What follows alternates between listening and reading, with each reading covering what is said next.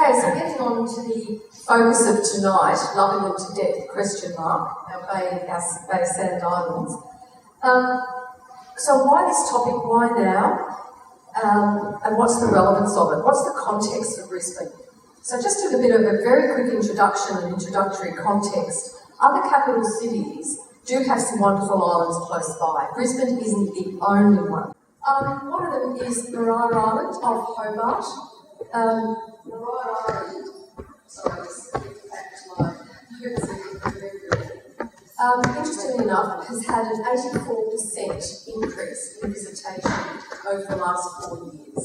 On Minjerribah Island, you cannot take a car. You can get a ferry over, of course, but there's only cycling and walking on the island. On this island of Perth, again, another very well-known, very well-loved island, 80,000 visitors per annum, and that's been increasing 21% over the last 2 years, an increase in visitation.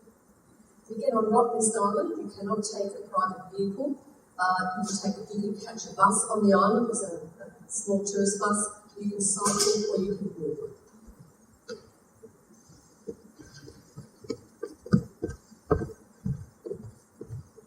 And the last one is Kangaroo Island.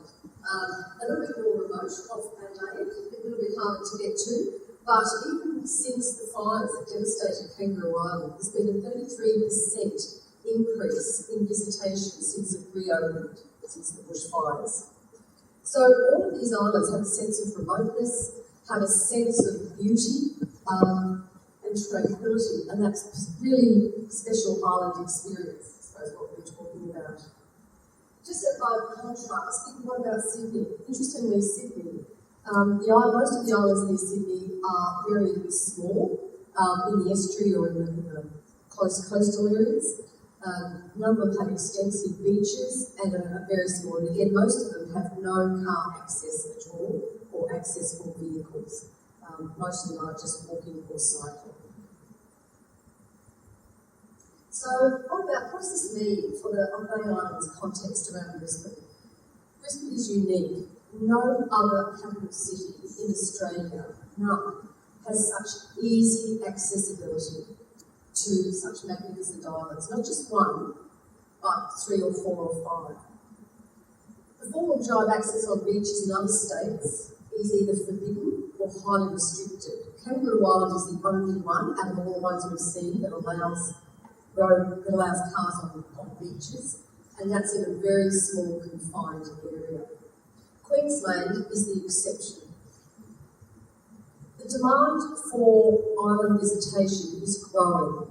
It's national, it's global, and it's growing. And that's not going to change. We've seen the connection post-COVID, people wanting to get out and connect into nature, and the island experience is quite special. So what the issues are today are only going to become compounded in the years to come. But also, the really notable environmental values of our Bay Islands, Ramsar sites, the International Wetland Agreement, Migratory Bird Habitat, international agreements, the Jamba and Canberra agreements, extensive national parks, marine parks, and a current proposal underway to get Moreton and Stradbroke, Mulgumpin and Minjerribah listed as World Heritage. Still in its early phases, but we've got national and international values on these islands, which again sets them apart a bit from many of the others. And of course the really rich, unbelievably rich Indigenous history, which Cameron is the expert on that, and he'll be going into this evening and what it means for the ongoing management. So we've got a very unique situation here that no other capital city or area in Australia is experiencing, particularly the close proximity of these amazing localities, amazing places. So that's why our 4 guest speakers tonight, I think we've got some just fantastic views and expertise to help really develop this. So on that, thank you.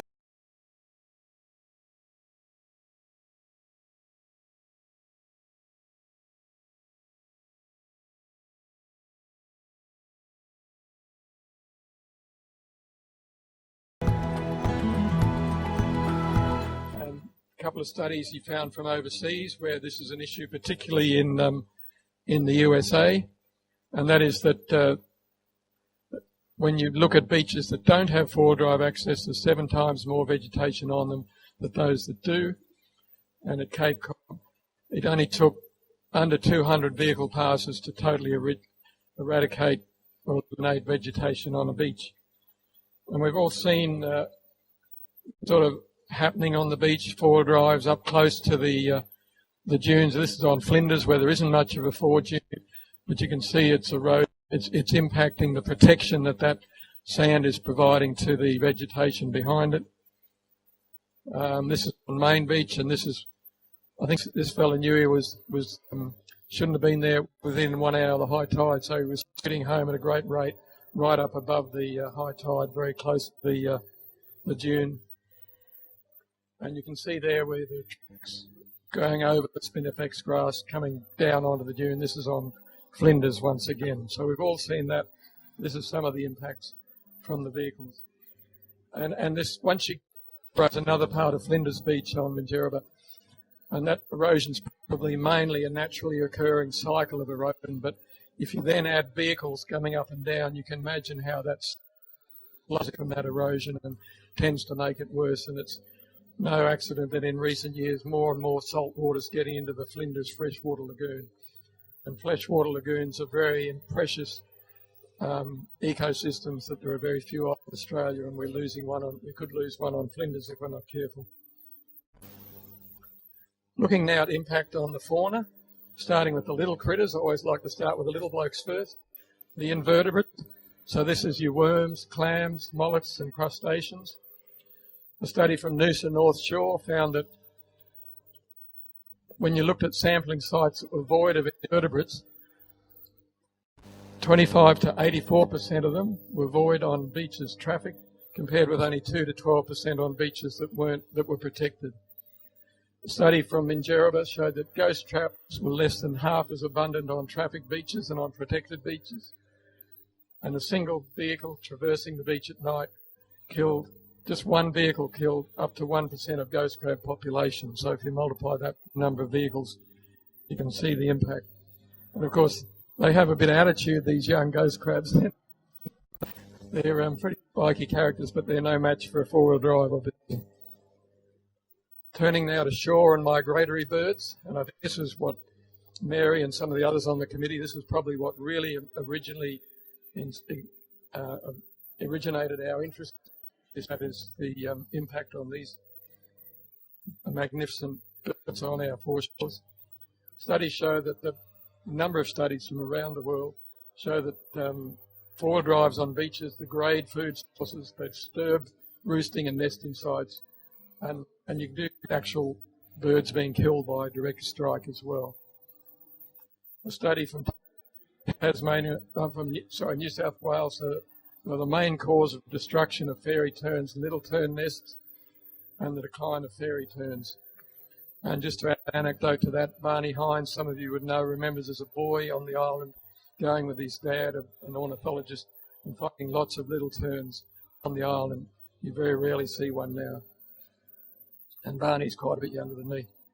A study from South Australia showing that 81% of hooded plover nests were run over by four drives and up to 50% of their chicks fatally crushed. But a bit of a good news story, and that is in South Africa. In the 80s and 90s, there was an ongoing decrease in the number of birds on their beaches, but they took the amazing step of banning four-wheel drives on all beaches about 2001, and since then the birds have been coming back.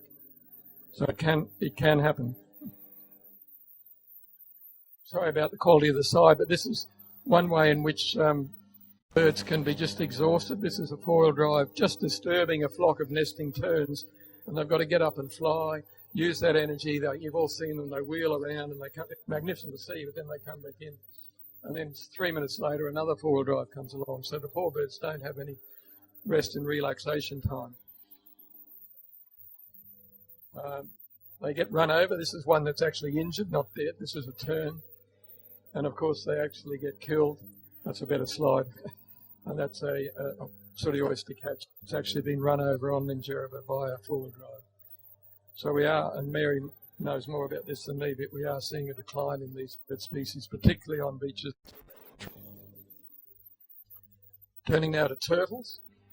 We've got 5 local species, all of which are endangered and vulnerable.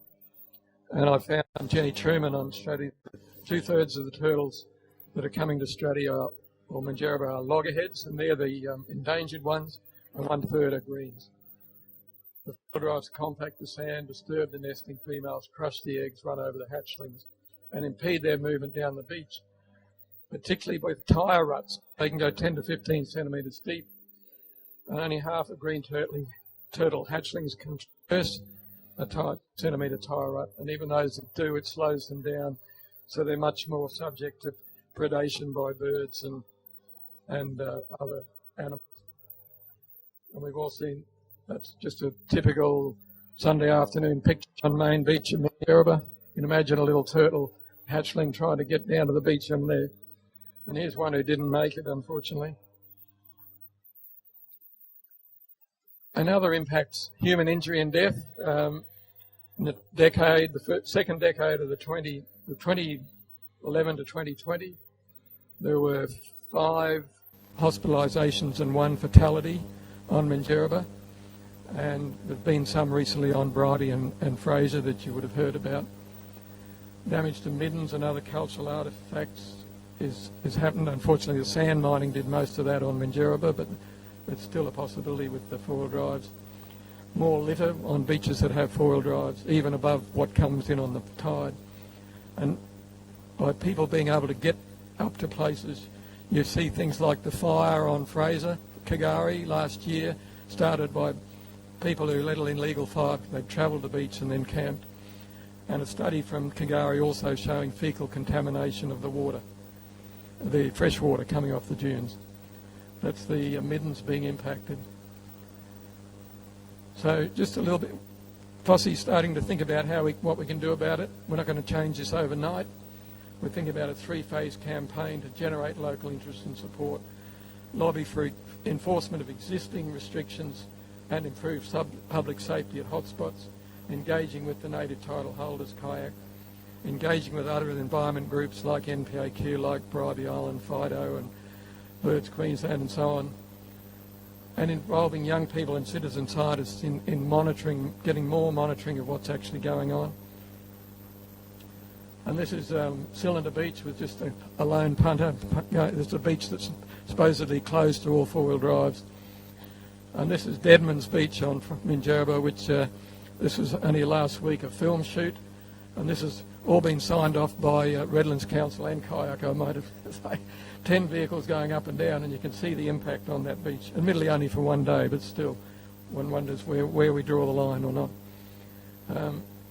And this is one of these hot spots coming into Flinders Beach at Outer Rock. You've got quite a drop down, and one of our committee members actually had to yank his teenage daughter out of the path of a revving 4-wheel drive that was speeding to get back up that hot spot. So human safety is a concern as well. And then the second and third phase, we're going to move on to engaging other stakeholders, lifesavers, fishers, parks and wildlife, business, tourism, transport. We're not just going to be naysayers and negatives, we're looking at alternative ecotourism that involve travelling up and down the beach and engage the broader community. And we're going to target all this. We're not going to talk to the politicians much initially, but we've got local elections in 23 and state elections in 24. So our aim is to build up a campaign, hopefully with sister groups like NPA and others, to make it a political issue in those campaigns. Thank you.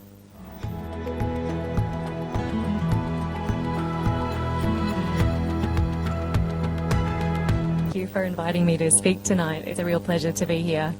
I'm Revel Pointon. I'm from the Environmental Defenders Office. We're a community legal centre specialising in public interest environmental law, undertaking legal assistance for anybody wanting to protect the environment, and that includes undertaking our own law reform activities. As somebody who, and I'm sure everybody here finds myself so lucky to live in a space that we have such beautiful islands so close to us. I feel particularly grateful to speak on this topic tonight and particularly passionate about it. I do want to recognise that these islands were taken from the Quandamooka peoples.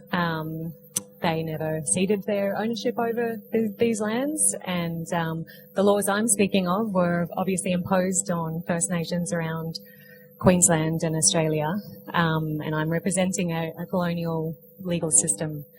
So I'd like to pay my respects to the Quandamooka peoples, their elders past and present, to Cameron here today and any other Quandamooka peoples online or here, and of course also to the Turrbal and Jagera peoples on whose land we're on right now.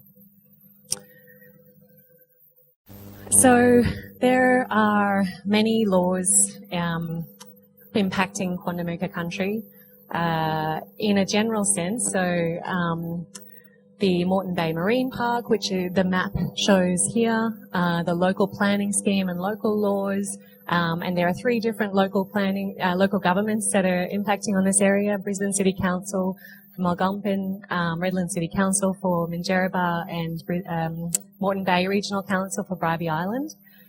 There are various state laws, and I'll go into the specifics of the acts. I'm sure you're all excited about that. Not too specific, don't worry. But in general, there are coastal management laws, planning and development laws, obviously cultural heritage protections, and more general environmental laws, including around national parks, which some of these islands have on there. And then there's the Commonwealth level laws, so the Environment Protection and Biodiversity Conservation Act, which is particularly relevant because these islands have Ramsar listed wetlands and threatened species, including the migratory birds that Dick was mentioning earlier. So these laws obviously regulate many different activities. Given four-wheel drive impacts were a focus of Dick's, I thought I might support that with showing you the regulatory frameworks around that area. There are obviously different laws applying to fishing and boating and other impactful activities. But this is one of the most impactful activities that I'm aware of on the island. So I thought it'd be good to just do a deep dive into that area particularly. So it's regulated primarily, four-wheel driving on beaches is regulated primarily via local government laws in Queensland. There are, where an area is designated a recreation area, Queensland Parks and Wildlife Service, so they're a unit inside the Department of Environment and Science, actually undertake regulation with council and other entities such as QYAC for Mulgumpin and Minjerribah. So what's relevant to all beach driving is that Queensland road rules apply. They're considered roads, and I'll go into that in a bit more detail in a second. So any roads that apply on the streets that we drive on day to day apply on the beaches that driving is allowed, and of course vehicles have to be registered, as they do need to be on a road as well. How did the beaches get turned into roads? Essentially, under the Local Government Act, well, this isn't the answer, but local government actually empowers the local government to regulate roads.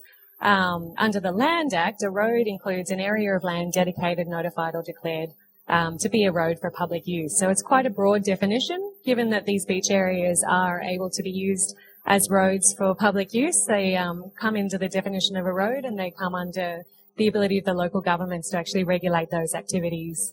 There are gazetted roads as well, which essentially, in effect, doesn't change a lot how they're regulated in their impacts. It declares them usually as a public road, and can also declare restrictions specifically through those gazettes. And a gazetted road can be under state or local management. At a state level, there's an act called the Coastal Protection and Management Act, which has pretty great objectives of providing for protection and conservation of the coastal zone, ensuring decisions around land use and development, safeguard life and property from the threat of coastal hazards. One of the more pointy things it does is create the power to make the coastal management plan. So the current one is from 2014, but it's not actually a regulatory instrument. It's just a guideline. So while it's, I guess, one of the more relevant areas that I'm going to speak to, it's still only guiding the regulators, being in this case usually the local government or those partnership entities that I was talking about before. There is an emphasis under this Act that the impact of vehicles on beaches should be limited in terms of the ecological damage that they cause.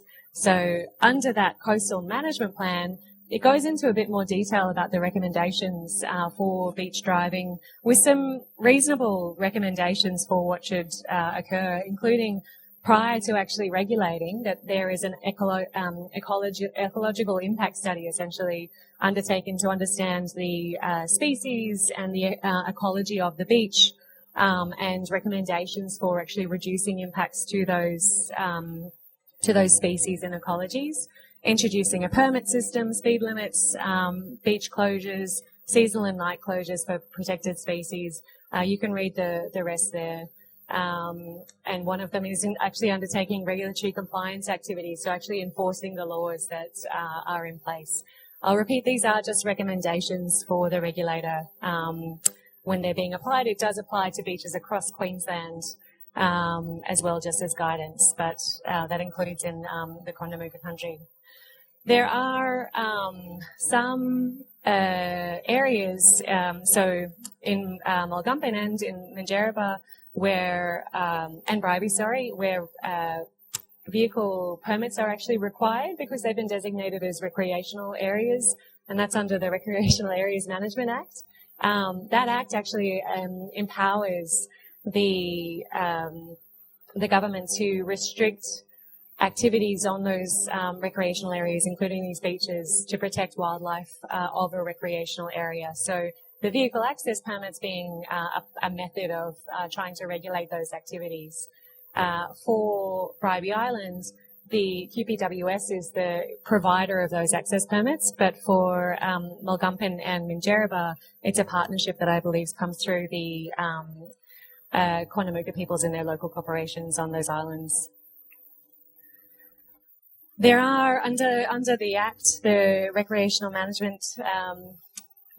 Areas Management Act, there is quite a strong offence provision that it's good to be aware of, which specifically states that a person must not drive or ride a vehicle at a speed or in a way that causes or may cause damage to an area, or attempt to drive a vehicle other than on a part of a coastal beach that is not vegetated.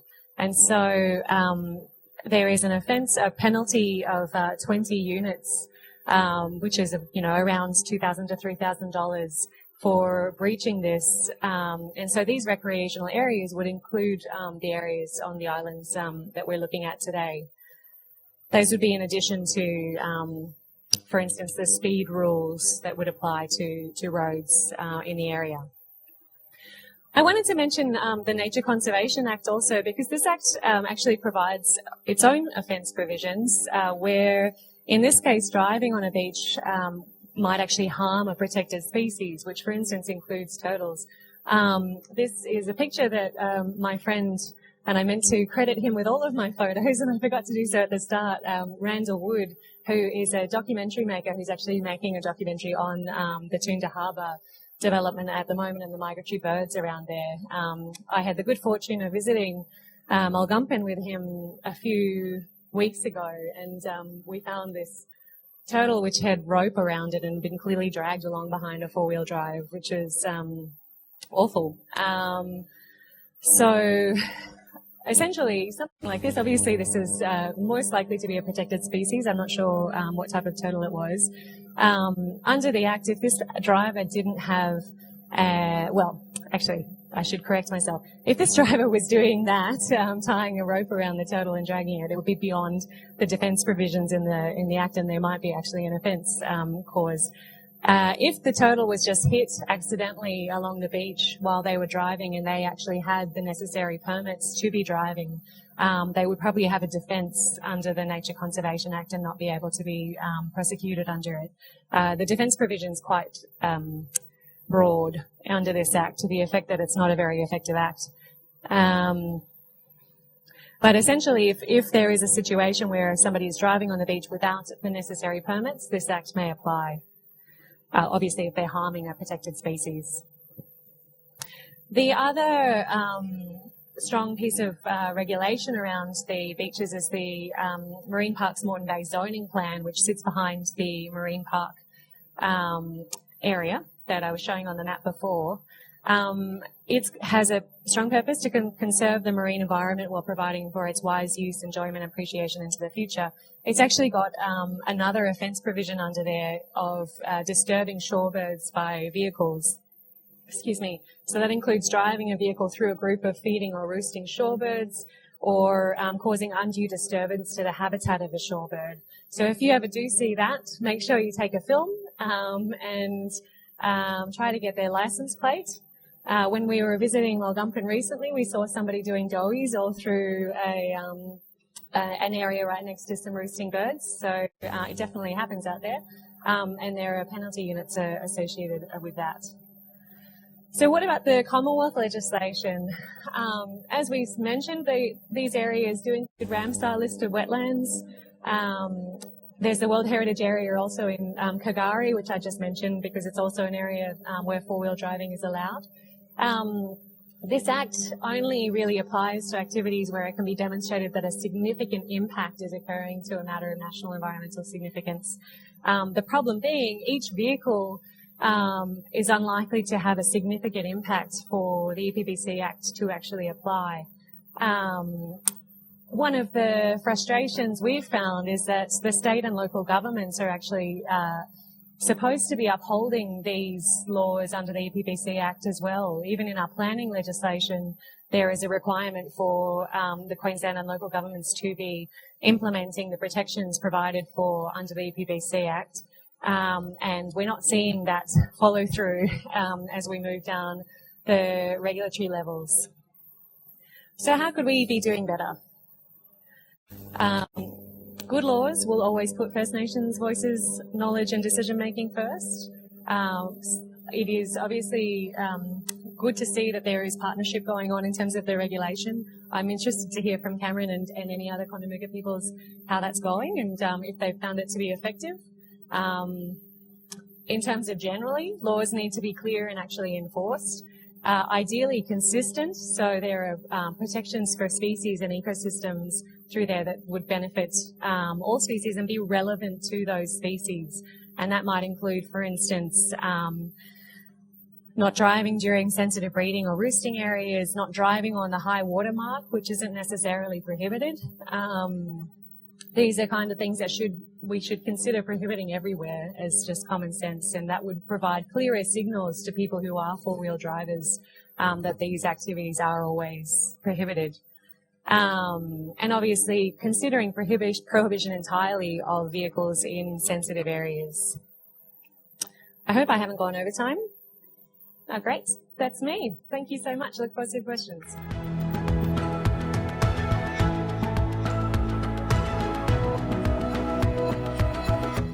I just want to acknowledge that this year is the 10th year celebrating our native title determination over Minjerribah. So it was back in 2011, after 16 years of negotiations that we got it. And so it's been a 10-year journey, and I was CEO for 7 years of that, and that was pretty amazing, exhausting.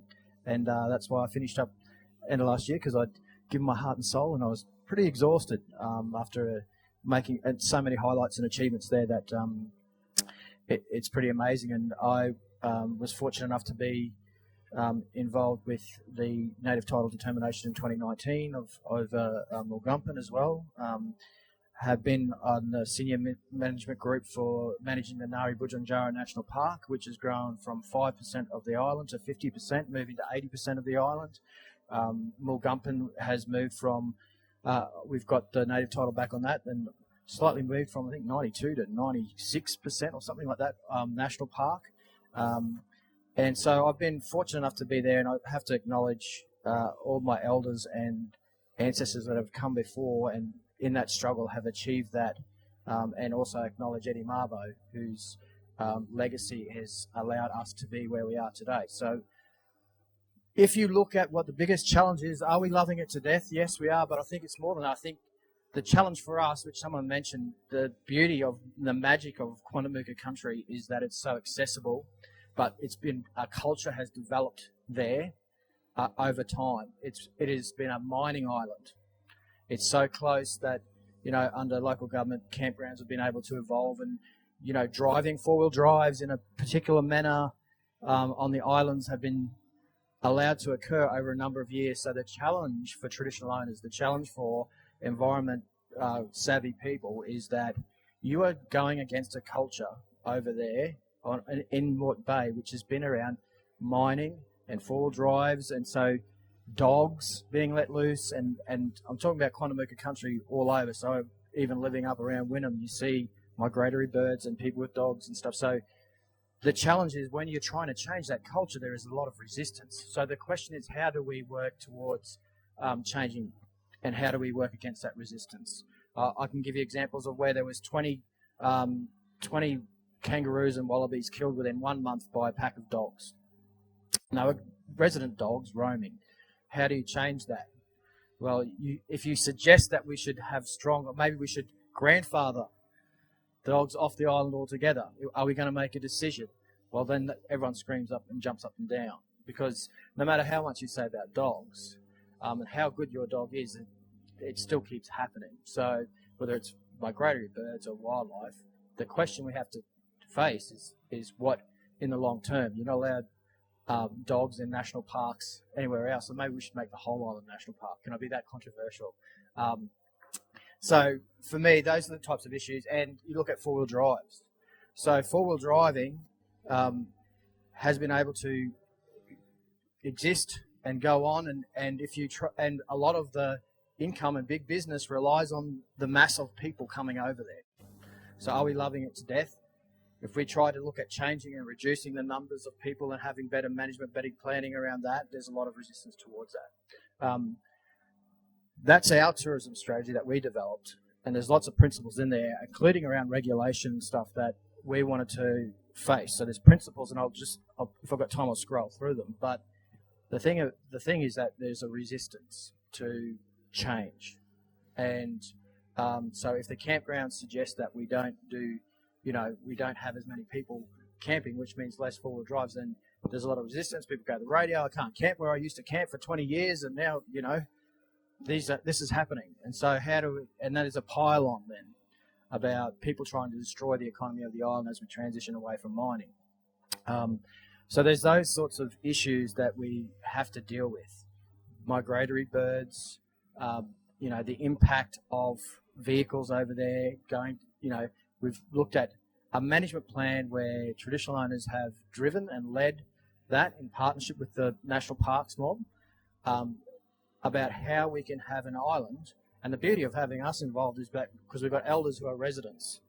So it's about how we have a balance between residents continuing their way of life with not being overrun by tourists, that we have the environment protected, cultural heritage sites protected, and how we manage that. So there's a few things in there that we've been trying to progress. And one was that QYAC wanted to have was about World Heritage listing. So that's the one thing we've been pushing, because we hope that is a trigger for that, the appreciation of the cultural and natural values of Quandamooka country. And that's what we've tried to push forward, and we're progressing. And that's going to require the support of everybody, because again, on the doorstep of a capital city, when you have business interests and the fear of what that may be, it needs support of industry and government and the not-for-profit sector that have those environmental values to assist in that driving forward that agenda. Country, and this is our starting point. Quandamooka country is people's sanctuary that we have carefully managed for thousands of years. So that's where we start. We go, Quandamooka country is a cultural and wildlife sanctuary, and if you start at that point, then everything should fall out of that. Planning and how you manage country should be there. I wanted to just So you can see Quandamooka country, how far and broad it goes. And so to me, it's interrelated. When you talk, and we're going to have to change, that's the capital city in Brisbane. And, I've been in a parliamentary inquiry about Mulgumpin where, the Four-Wheel Drive Association is upset and feels like it's being, like the Aborigines. We've been run off the island as well. So it's kind of, that's what you're dealing with, the culture. And, Mulgumpin was being used as a training place for four-wheel drive training. Is that what we want? Is that suitable and compatible with what we're talking about when you hear about four-wheel drive impacts? We've actually got people, groups that want to train, therefore, be trained in four-wheel driving on country, which is not what, it doesn't sit with our situation. I wanted to scroll down because if you look at, we're a wildlife sanctuary, a natural playground, a stone's throw from Brisbane and Gold Coast. They're a lot of the opportunities, but they're also the pressures and challenges. And I'm regional. I wanted you to go and read this, so I'm going to scroll through. So you need to go and look at it. Also look at the Ngari Budjungjara Management Plan, National Park Management Plan. You need to go and read that one as well, because that outlines how we're going to be managing country. But what I wanted to get to was the action plan, and when you see what's in that. So you see that, particularly this slide here, is what I wanted to go to. So these were the kinds of things where Quandamooka people, through QYAC as the native title body and the cultural heritage body, were working with government agencies. So you can see planning and regulation over there. So one of the key things we wanted to do, and acknowledge my colleague up there, who, yes, you, Andrew, one of the things we want to look at is what is the science and the facts around how many cars we can actually have over there, or that's going to be until we get a negative impact. So we need that science behind us and that information behind us so we can actually go and make these decisions and say, yep, there's too many four-wheel drives, this is the damage they're doing. And I think Healthy Land and Water did the Natural Resource Management Plan for South East Queensland, and it showed that there's more visitation to Moreton Bay than there is the Great Barrier Reef because of our population down in South East Queensland. And our South East Queensland population is expected to grow significantly over the next 10 years, and given we just got the Olympic Games, it's going to be probably further. So collectively, how do we work together and manage that? How do we plan for that? What is the regulation? What's the innovation that we need to embark upon and integrate into our ensuring that our sanctuary is there for our children's children? And so you can see up there stuff about the master planning for Gumpi, for Dunwich.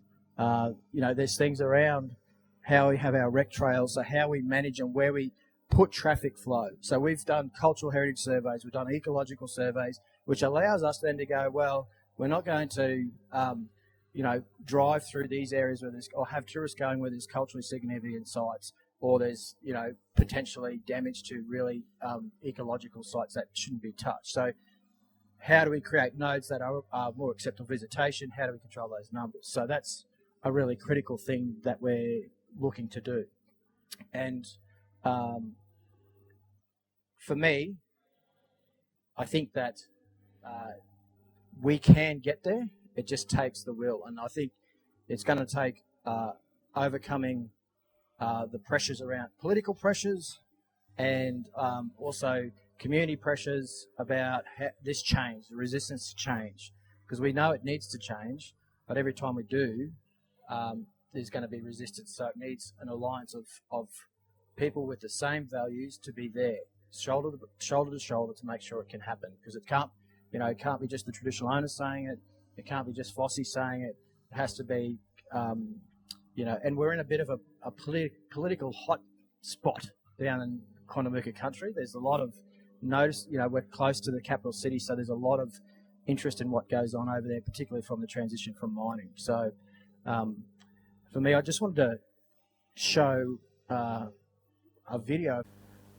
So this video is essentially just showing, it was our rangers. So we've got our Quandamooka people employed, working on country, and it's about fire management. So there's a couple of things I wanted to say in relation to how we're managing country that are really important. And one is that Quandamooka people engage in fire management, water management is only going to be beneficial to everybody. And having our rangers trained up and going through that, in a burn regime, it is sort of the issue around compliance, how you said, you know, around dogs and stuff, having local traditional owners on country, learning how to burn properly and integrating our elders' knowledge has provided better land management and better care for our assets. I work in the school with the Junior Ranger program, and you know how many of them want to be rangers, you know, by the time they finish, it's, you know, it's overwhelming. The more they achieve, and then at the end of the day, they feel that empowerment's back onto them because they're getting looked up to by the broader community and the younger ones younger than them. I think it's so special for us ones that have been there for 10 or so years to teach our younger mob why it's good to care for country. But with QYAC and our elders, we can understand that that's the best thing, is they're more understanding with everyone, and that's, you know, we get a good feeling with the young rangers, and being able to bring them up is really good. Yeah. When us younger rangers do presentations and sort of explain, if we got like pop-up stores at NAIDOC or the Quandamooka Festival and things, and we get people that come and ask, I think that spreads more awareness and understanding. But I think that's probably one of the proudest days for me, you know, presenting to our elders about what we do on country and seeing how happy they are. What I'm really proud of is that our rangers, not only are they performing on country really well, but they're actually now engaging with other First Nation communities, other ranger groups, and discussing how they approach land management. So they're actually displaying leadership skills across Queensland and Australia, and that also provides the opportunity for them to obtain knowledge of other areas as well. But we're extremely proud of them, young men and women out on country, caring for country, and just doing that, they have an intimate knowledge that is going to be useful for them. We're over 25 rangers now, and their role is actually developing young people, training them, and now they've become professional firefighters, you know, for bushfire management, etc. So it's amazing to see the transformation of what were young people now into leadership roles, and actually working and being knowledge holders for the broader community as well. I think the vision for Quandamooka country is to be a global conservation, education, eco-cultural hub. And so looking at research and innovation and shifting towards education, tourism, and people coming to the island being ambassadors for those key things that we want. Well, every time I interact with visitors and explain our stories to them, I always get a very surprised response. People are always very enthusiastic to learn more about these stories and how the scientific knowledge coincides. But whales are very important to Quandamooka people as well. They make up part of our kinship system. So there's been a long ongoing history and knowledge about whales that migrate past Minjerribah and on Quandamooka country, and so there's cultural aspects to our relationship with the whales, as well as the growing role that the Quandamooka people want to play in terms of the conservation research and education of the broader public about the whales. For us, the whale facility is it's a great way for us to ensure that we are positively researching, positively educating the public, and also demonstrating what cultural links we have to whales as well. So for us, it's a fantastic opportunity, and it's a beautifully designed facility that's going to be attracting not only great tour groups, education groups, but is a great way for people to learn about Quandamooka culture as well. We've done aerial surveys in the past to look at that migratory corridor, and we've found that it's about 80% of the whales going past are within about 5 kilometres of the point, which makes it a fantastic place to stand on the shore and watch this amazing procession of whales going past. The East Australian population of humpback whales, although there's lots of them now, the story wasn't always as happy.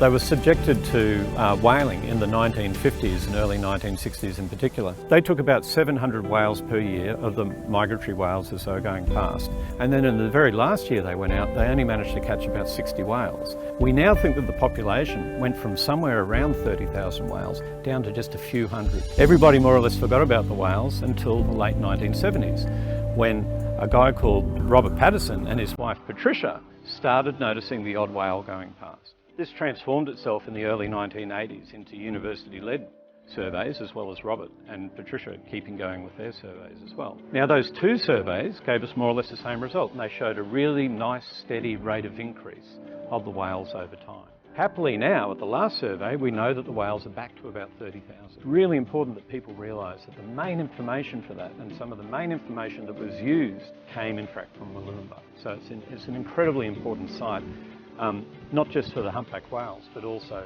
for conservation of whales in general. The main focus for us at the whale shelter will be the acoustics. So we see this both as a research tool for us, looking at the whale songs and the patterns of the songs, but we also see it as a really important educational tool for explaining to the public about whale communication and also about underwater noise. It's the #1 spot for anyone from any country. When they come here, they will not be disappointed, I can guarantee you that. And when the whale migrations come through, it's just amazing.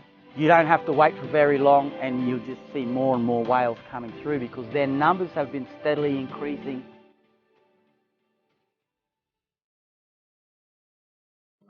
I just want to finish off by saying that our vision is to be working with everyone to create the Quandamooka country as being a cultural and wildlife sanctuary that can be enjoyed for future generations. So I always sort of finish off, talking about Arnie Ujaru's words from Song of Hope, a poem, which is to our fathers, fathers of pain and sorrow, to our children's children, a glad tomorrow. And I think that's something everyone can agree about is what we want to leave behind for our children's children and laying those platforms in the future. So thanks very much, and happy to answer any questions.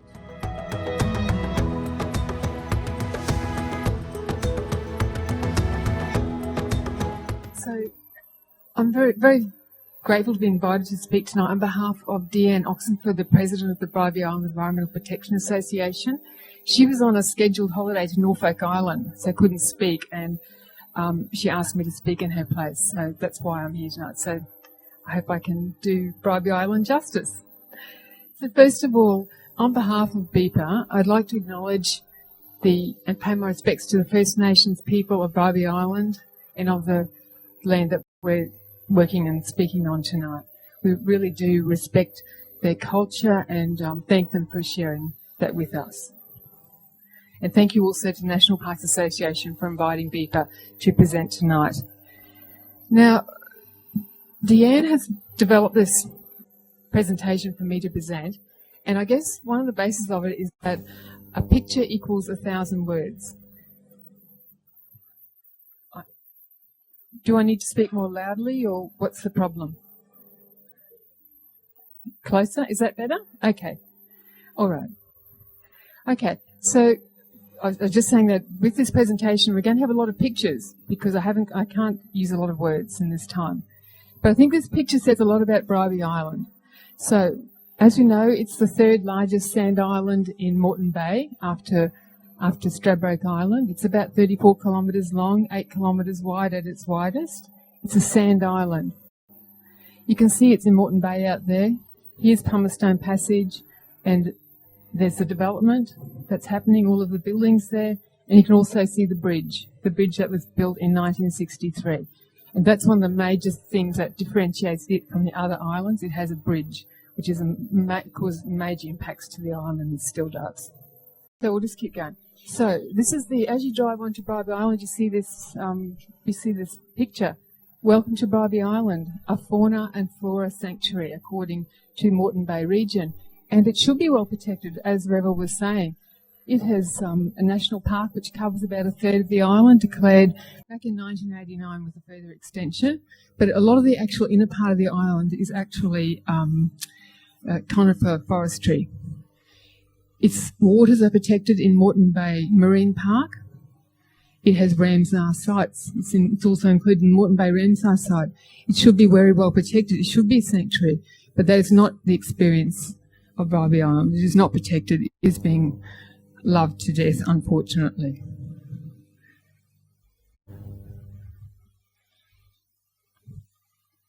So Bribie has many of the beautiful aspects that we've already been talking about. It's got this beautiful marine wetland here, Pumice Passage. It has natural freshwater wetlands with unique animals and flora and fauna, frogs, dragonflies, butterflies, you name it, it has it. Of course, it's a sand island and has many beautiful Wallam heathlands as well. And every year BIEPA is involved in the Spring Wildflower Walk. These rare Wallam heathlands are found all across the Sand Islands, but are really under threat on Bribie due to real estate development. Now, one of the most important things we want to do that BIEPA wants to do is protect the beaches of Bribie Island. But there are many, many threats to these beaches, and they come from all directions. So this is a couple of years ago. This is the council removing 2 metres of the frontal dune at Warram. And that was to improve the sea views for several local shops there. But what's the sustainability of that? And, next time there's a bit of a cyclone comes through. This is also at Warram, which is, if those who know, that's the main ocean side. So this is showing the lack of care for the beach over the last 10 years. So the first slide on the left there, the vegetated section, is showing in 2010, and there's a loggerhead nest, turtle nest there. This is 10 years later on the other side here. It's totally devegetated. There's been no control of pedestrian access. Another turtle has come up and laid her eggs up in that exposed sand area there. It's possibly the same turtle, as we know they come back to their same nesting areas. But that is the neglect of that beach there, control and protection of the beach. Obviously you can see this is about the effect of four-wheel drives on beaches. We're going to come to this later. So many animals are impacted. It's not just the migratory birds and turtles, but also obviously here's a swamp wallaby that's been knocked over.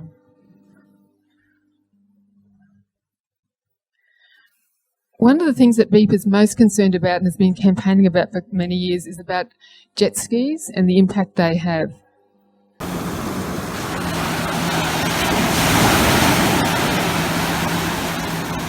Getting excellent sound from this. So jet skis are a major problem for Bribie Island. They're uncontrolled and unrestricted access all around the island. This is occurring just off Warram, which is where the sea turtles are using, and a big problem for people.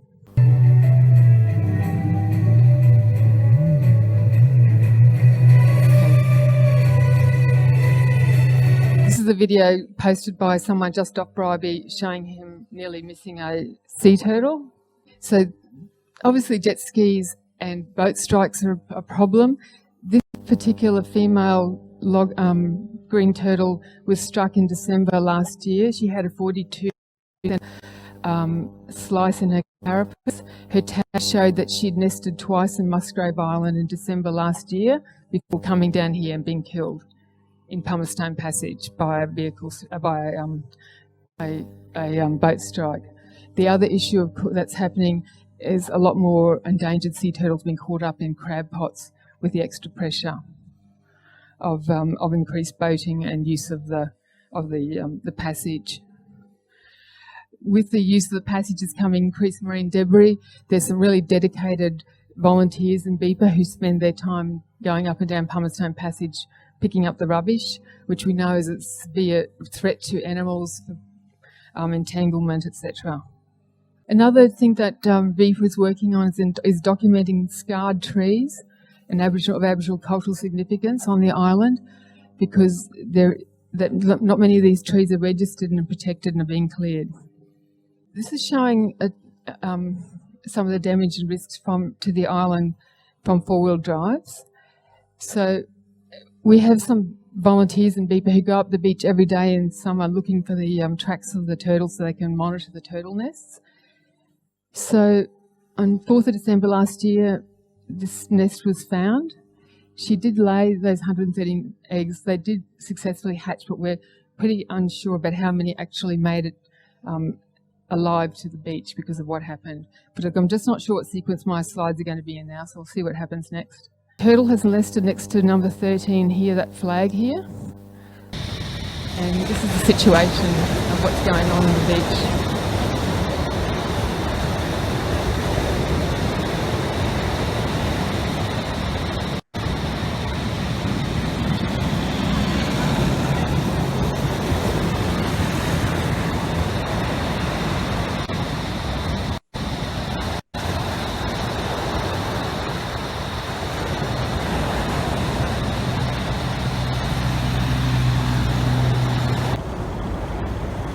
a little bit later in the same morning.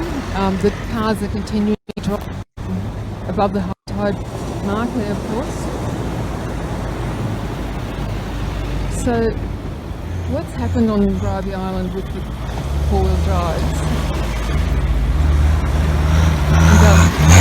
And, our monitor's just standing there a yard away from all these vehicles. In 2008, the beach was made into a road, turned into a road, so vehicles could access newly developed campsites in the north of the main beach. Before that time, there were only a handful of vehicles drove along that beach, but now up to 65,000 vehicles in 2019 traversed that beach. And I think on Mother's Day this year, they counted 1,150 vehicles drove up and down that beach in one day.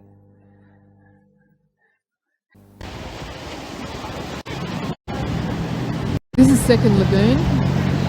It's a beautiful freshwater lagoon, and this is the usual sight on the weekends and public holidays and every day during summer.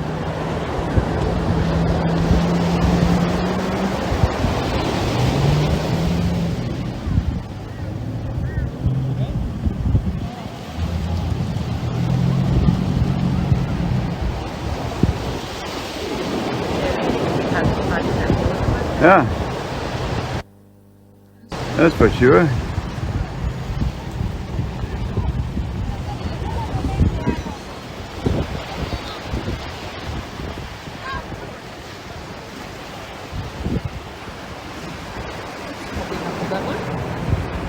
I think Deanne would particularly wanted me to point out with the children's toys there, lying there on the beach. So as you can see, the vehicles, it's not only a danger to, obviously sea turtles and roosting animals, but also people and children. It is extraordinary the things you see on the beach there. Vehicles driving at these incredible speeds past children and people sitting on the beach.